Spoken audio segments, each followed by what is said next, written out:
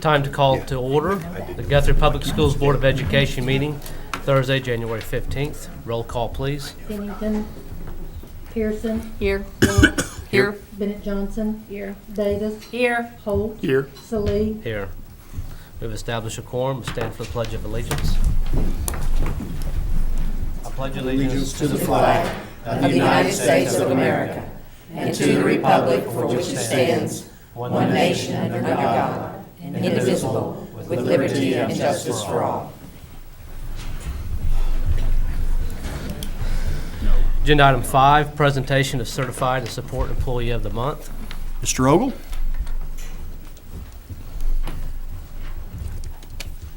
As you guys will see, the applicants just keep growing, and the things that they are writing about the employees that they're nominating, they're starting to figure out. The committee really likes to hear the good things and nice, long things, except we just nominate this person. So tonight, Deanna Fry nominated Support Employee of the Month. She is sick, and so Susan Davidson from GUESS is going to present.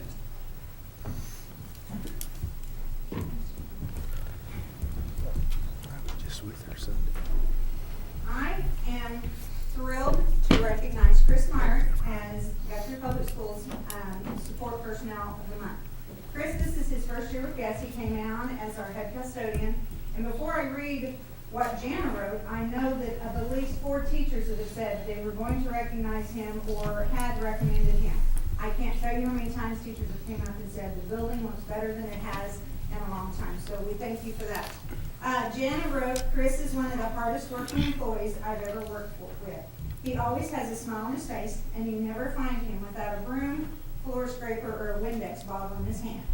He is often the only custodian we have in the building, and the office is constantly buzzing his radio to have him unlock teachers' doors, clean up a leaky toilet, or clean up a student's mess from being sick. He never once complains, but says with a smile that he'll get it done. On Fridays, we have Snack Shack, the popcorn, and Capri Sun, and before I even get a chance, he has carts and tables out and ready for the PTO to use. He is an awesome asset to this building, not only through his work and work ethic, but always by the smile he has on his face. And I definitely recommend Chris for Employee of the Month.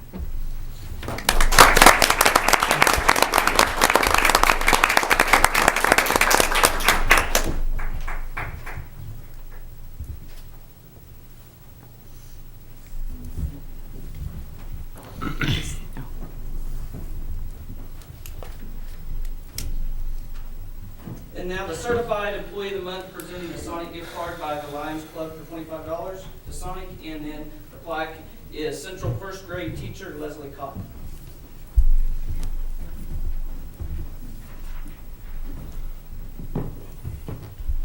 At Central Elementary, I nominated Lynette Harry, but it was pretty much on behalf of Central Elementary. Lynette Harry is one of the most resourceful and knowledgeable educators I have ever had the opportunity to work with. She has worked in education for over 30 years, most of it with the Guthrie Public Schools since 1986. Ms. Harry received her National Board Certification in 2006, and she has her master's degree in reading specialty. Ms. Harry is well educated in her field and has never lost the passion to be a lifetime learner. She has a true desire to see children succeed and shows her enthusiasm for children through her successful and strategic interventions. Lynette is a team player, willing to help out in all areas in any way she can where needed. If I ever have been frustrated or concerned with students that were struggling in reading, Lynette has helped me find the best reading strategy for that particular child, while she has continued to encourage me as a teacher along the way. Ms. Harry is an asset to the children and the educators of the Guthrie Public School System, and it is with my great honor that I nominate her for this recognition.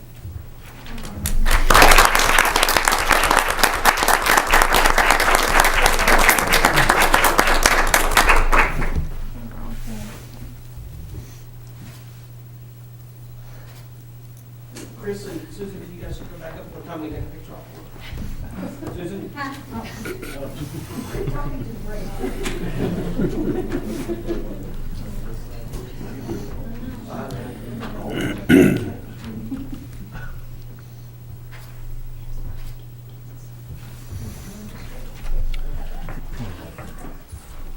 We certainly want to thank both honorees for their service to Guthrie Public Schools, and also appreciate the interest that the staff has taken in these awards and the kind words that they've said. I think this is that speaks a lot to the camaraderie that exists in the buildings. Thank you very much, and you don't have to stay for the rest of the evening if you don't want to, but you're welcome if you'd like.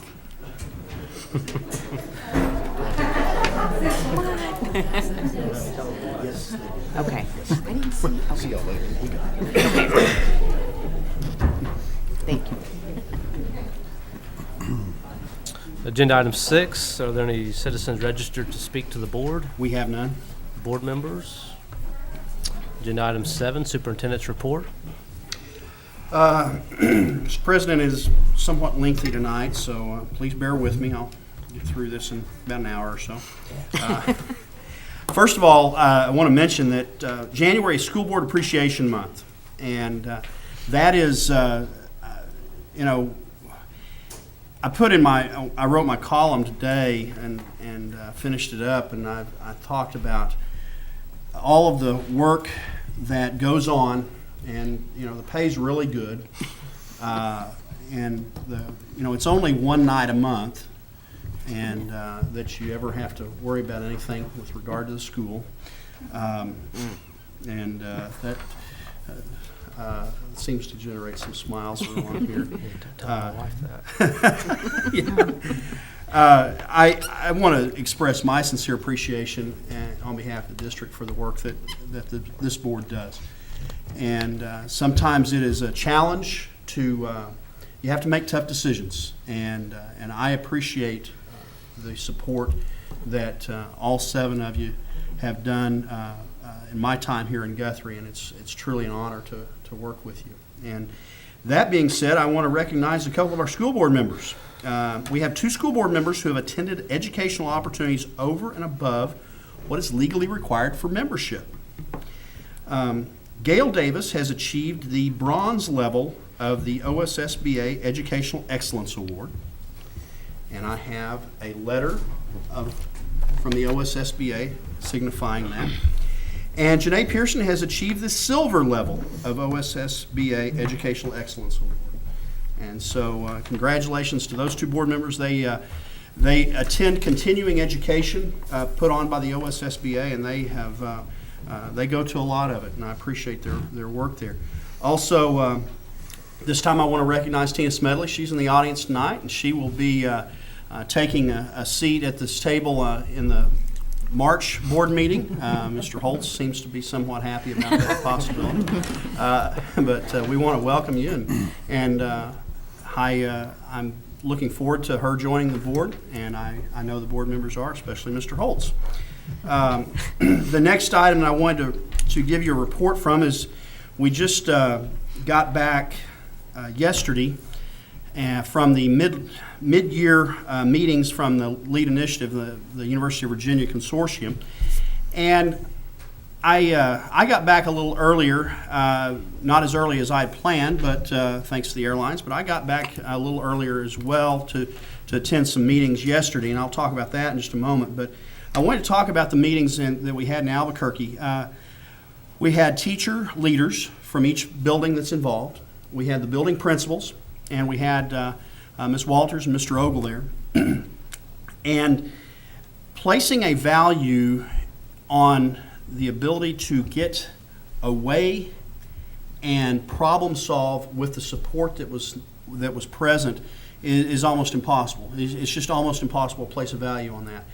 The work that was done to generate the next plans to make education better in this district was hard work. It was long hours. Thankfully the rooms, some of them have windows, because otherwise you probably wouldn't see the sunshine, because it seems like we started before the sun came up and ended after the sun was down. But watching the collaboration between our staff and between buildings was something that tells me how valuable this endeavor has been. In curriculum committee this last week before we left, Mr. Salee asked me, what are we going to do after this is over with? And I reminded that committee, when we started this with the University of Virginia, many of the reforms we were going to do anyway, but this gave us an additional support. I had no idea how good that support would be until we got in the middle of this. And so much so, and I'm segueing into yesterday, the governor, in her address to the superintendents in the state yesterday, recognized Guthrie along with Anadarko and El Reno for our work in this turnaround model, and was highly praising of everything that we've done and the improvements that we made with regard to education in the district. And so I was very proud of that for this district as well. And I don't know, Ms. Walters, Mr. Ogle were there a little bit longer than I was, and I don't know, do you guys have anything you want to add? I would say just, we were in a room a lot of the breakout sessions with Anadarko and El Reno, and our leadership teams were more engaged and had more professional dialogue than any other state or any other school in Oklahoma. They constantly had intriguing questions, probing. They took the case studies that we had, they were prepared, and I know that the State Department, there was a representative there, and they made a special point to notice that. But just the work that we've done together, oftentimes when don't have that time to get everyone together, you don't know all of the wonderful things that they're doing in all the buildings, and we learned so much from each other, and it was a perfect time to look at what we're doing, re-engage for the second semester, but also what everyone, you have administrators in here in those leadership teams, is we're taking bold steps and we're not waiting around. We have a sense of urgency to do what's best for kids, and everyone in this room will do whatever it takes, and that's what we kind of brought away from it, but just excellent teamwork.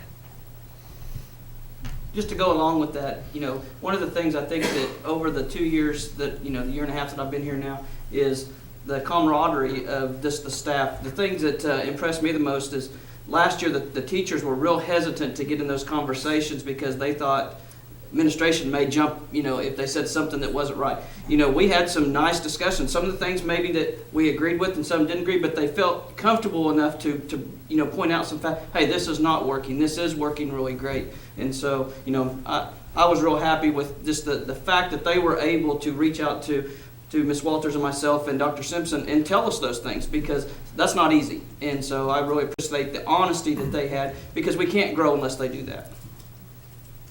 Okay.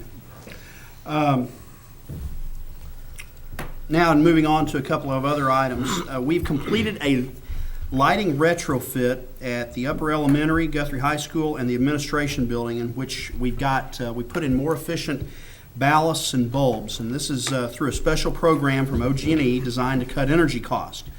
60% of the total cost was paid by OG&E, while approximately 40% is paid by the school district. We used building fund money to pay our portion, estimated to be just over $41,000. OG&E estimates the annual savings to be almost $35,000 in just energy costs by making these changes. And so we hope to, in a little over a year, recoup the investment that we've made in this just in saved costs of energy. The next item is the financial matters. The midterm adjustment was released this afternoon by the State Department of Education. They are withholding statewide $20 million. We experienced reductions a little over $300,000, which is actually better than the projections that we used to account for the assessor lowering the assessment ratio. So, what does that mean? The reductions that we did in personnel costs have us fiscally responsible in a position going forward where we are in good shape. We were expecting this the whole time. Thanks to Mr. Schultz and his work. As you guys know, he's one of the best in the business with this, and he projected this, and the cuts were actually a little bit less than what we projected. And so the question comes, what of the $20 million? Why have they withheld that? And the reasoning is questions have been raised regarding how personal property ad valorem tax has been distributed based on a law passed in 1992. And you guys may have heard about this on the news. But when a district assessment ratio is above 11%, the district was supposed to keep whatever was above 11%. But the tax commission, since 1992, when that law was passed, has never done that. And you know that we have had it has been above 11% until just recently with us. But there are many districts where it is at 12, 13, and some in the Panhandle are even higher than that, I think, aren't they? I think 13.75% is one of the highest ones I've seen. Legally, that can be up to 15%. And so the gap between 11% and wherever it is, a district can keep that. Well, that all comes out of the funding formula. And so basically, there are going to be winners and losers in this deal. There are going to be people that did not get what they projected they would get, and there are going to be people that got a windfall. We are going to be a little bit of a loser, but not much. But the bottom line is they've withheld this money, so we're going to end up with more money than what we have right now on the bottom line from the State Department. They're not going to go back and retroactively try and reapportion that money since 1992. That's not possible. But going forward, they have delayed a lot of this, and that's why at the 12th hour we got this stuff today on where we are financially. Bottom line to this all is we saw this shortfall coming. We've made the appropriate steps, put them in place, and we're in a good shape going forward. Now turning to another item on school finance, our own Dennis Schultz will serve on a panel discussing school funding on January 22nd from 7 to 8:30 at the Edmond Public School Administration Building. It's a meeting of the Central Oklahoma Parent Legislative Action Committee. And that is a parent group in the Oklahoma City metro area, that people that have been attending that group for over a year. They are parental activists that are trying to engage the legislature, and they meet on a monthly basis at a school district inside the Oklahoma City metro area, and they discuss a topic. They have guests. A lot of time they have legislators, or in this case they'll have Mr. Schultz. I believe the CFOs from Edmond, Norman, and Middale, and Dennis will all be there talking about school funding and how it works. And then So is that open to anybody? yes, Or anyone that wants to attend. And I actually placed notification of that on my Facebook page, and I'll probably put something on the district Facebook page as well, so that people are aware of it. Finally, we have a special board meeting scheduled for January 26th at 6 p.m., and it will be at the American Legion, and it will be a joint meeting between the Guthrie City Council and the Guthrie Public Schools Board of Education. And the topic of discussion will be a possible sales tax election and how that might look and our involvement in that election. And we'll be getting more information to you on that. Do we have a start time on that? 6 o'clock, 6 o'clock? yes. American Legion. And that is my report. Thank you. Agenda item 8, the consent agenda. Do we have a motion to approve? I move we approve the consent agenda. Second. Oh, we need to pull. I think he's going to abstain. Oh. Oh, you're okay. Just going to stay on the whole thing. Okay. Roll call, please. Pearson, Yes. Watts, Yes. Bennett Johnson, yes. Davis, Yes. Holt, Abstain? Salee, Yes. 5 ayes and abstention. Agenda item 9A, recommendation, consideration, and action to approve the transcription of math and science credit options taught at Meridian Technology Center. This is an annual board function when a student is at Meridian and part of their curriculum involves math. We can transcript that as a math credit for Guthrie High School, but that requires an annual approval by this board.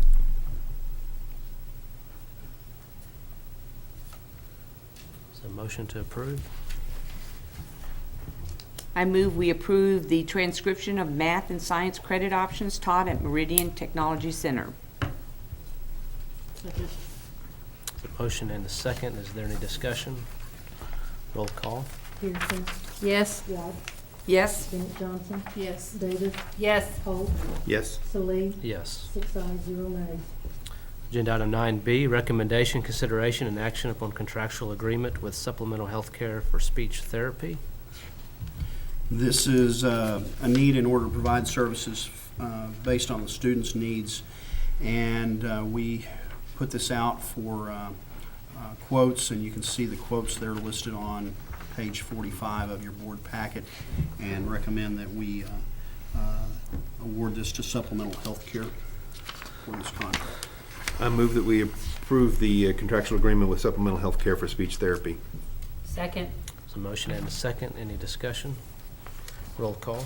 Pearson, Yes. Watts, Yes. Bennett Johnson, Yes. Davis, Yes. Holt, Yes. Sallee, Yes. 6 ayes, 0 nays. Agenda item 9C, recommendation, consideration, and action upon revision to policy C18, naming new facilities.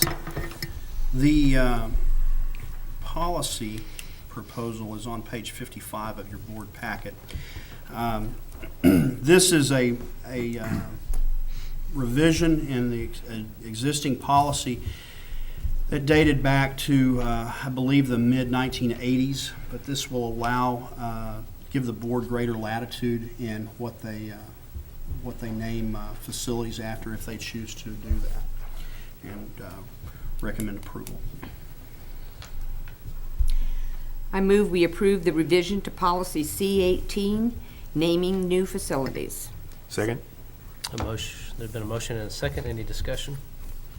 Roll call, please. Pearson, Yes. Watts, Yes. Bennett Johnson, Yes. Davis, Yes. Holt, Yes. Sallee, Yes. 6 ayes, 0 nays. Agenda item 9D, recommendation, consideration, and action upon survey request for student dissertation. The item in question is on page 56 to 58 of your board packet. Essentially, this is research done by a doctoral student at Oklahoma State University. They want to speak to one or two of our newest administrators about the progression from the classroom to administration. And I looked over the questions. They're all relevant, and thankfully they don't ask if the administrator wants to go back, if they want to continue. I think this is having felt this young lady's pain as a doctoral student, I want to give her as much assistance as we can offer, and so I'd recommend approval. I move we approve the survey request for student dissertation. Second? There's a motion and a second. Any discussion? Roll call, please. Pearson, Yes. Watts, Yes. Bennett Johnson, Yes. Davis, Yes. Holt, Yes. Sallee, Yes. 6 ayes, 0 nays. Agenda item 10, proposed executive session for the purpose of discussing employment of personnel, FMLA request, resignation, separation from employment, and transfer of position request, all as set out on the personnel reports, discussion of extra duty assignment for 2014 to 2015, and discussion of revision to the superintendent's contract, disclosure of which information would violate the confidentiality requirements of state and/or federal law, all pursuant to 25 Oklahoma statute, section 307, B1 and 7. I move that we go into executive session. Second? Roll call, please. Pearson, Yes. Watts, Yes. Bennett Johnson, Yes. Davis, Yes. Holt, Yes. Sallee, Yes. 6 ayes, 0 nays. Agenda item 10B, acknowledge the board's return to open session. Only items in Agenda 10 were discussed in executive session, and no votes were taken. This shall constitute the executive session minutes. Agenda item 11, vote on action to set out on the personnel reports. I move that we approve the personnel reports. Second? Roll call, please. You think? Yes. Watts, Yes. Bennett Johnson, Yes. Davis, Yes. Holt, Yes. Sallee, Yes. 6 ayes, 0 nays. Agenda item 12, action upon recommendation of extra duty assignment for Tanya Stansberry for 2014 to 2015. I move that we, Go ahead. I move that we approve the extra duty assignment for Tanya Stansberry for 2014 to 2015. Second. Roll call, please. Pearson, Yes. Watts, Yes. Bennett Johnson, Yes. Davis, Yes. Holt. Yes. Saliq. Yes. 6 ayes, 0 nays. Agenda item 13, recommendation, consideration, and action upon revision to the superintendent's contract to comply with the Affordable Care Act. I move we approve the revision to the superintendent's contract to comply with the Affordable Care Act. Second. Roll call. Pearson. Yes. Watts. Yes. Bennett Johnson. Yes. Davis. Yes. Holt. Yes. Saliq. Yes. 6 ayes, 0 nays. Agenda item 14, recommendation, consideration, and action to accept any resignations offered since the posting of the agenda. We have none. Agenda item 15, discussion and possible action on new business not known about or could not have been reasonably foreseen at the time of the agenda posting. We have none. I move that we adjourn. Second. Roll call, please. Pearson. Yes. Watts. Yes. Bennett Johnson. Yes. Davis. Yes. Holt. Yes. Saliq. Yes. 6 ayes, 0 nays.